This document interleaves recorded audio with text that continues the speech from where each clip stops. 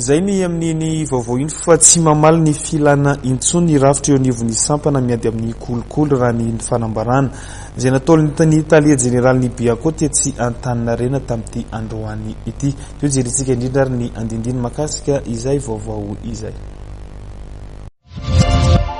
Tokony apetraka amin'ny taonty ny restructuration inivony Bianco raha ny fanambarana nataon'ny Italia Général ny tetsy Antaninarenina androany mila tsaraina sy avozina ny rafitra nivon'ity sampana miady amin'ny kolokolo ity satria tsy mifanaraka amin'ny filana intsondra nambarany ity Italia Général ny Bianco ity atrany. Misy koa zany tokony rafitra anankiray tokony majoro koa ny amin'ity dia hoe agence de recouvrement des avoirs ici. Io ilay hoe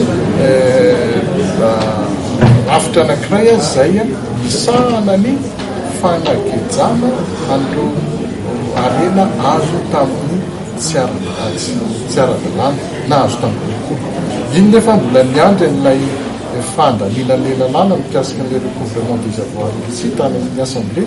Rehefa mivoaka zany ny lalàna iny dia ho atao le décret fampijoroana io rafitra anankiray mangeja sy mitantana fananana samy ara-dalàna satria hitantsika tsara zao amina eo misy fananana anankiray sy azo samy tsara dalàna voagejao atao voiture de luxe ozy ny fitenentsika renyle voiture lafo be reny amina miliarina daliarina ny vidiny. Dia reny nefa zao ao le tomobile mipetraka fotsiny eo am-parikina ao dia miapotika dia miaina tsikelikely ihany le valeur teti-bidiny.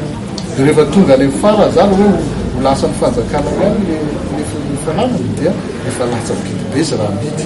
Fa raha mitsangana zany le lavitra anankiray io dia afaka tonga dia vovogeja le fananana tonga dia amena azy tonga dia amidy dia tazomy ny vola ka raha ohatra ka tsy meloka le olona dia verina amin'le olona le vola tsy niena ny vidin'le fananana azo ny fanjakana moa izy fa vogeja ny fanjakana fa meloka le olona dia tsy miena koa averina lefa fanjakana. Isy ihany koa ny rafitra vaovao atsangana mba hisanan'ny fangejana sy ny fitantanana ireo arena azo tamin'ny tsy ara-dalàna raha nambarany Italia Général ny Bianco. Mbola andrasana nefa hatreto ny didim-panjakana ampijoroany izany rafitra vaovao izay ho atsangany izany.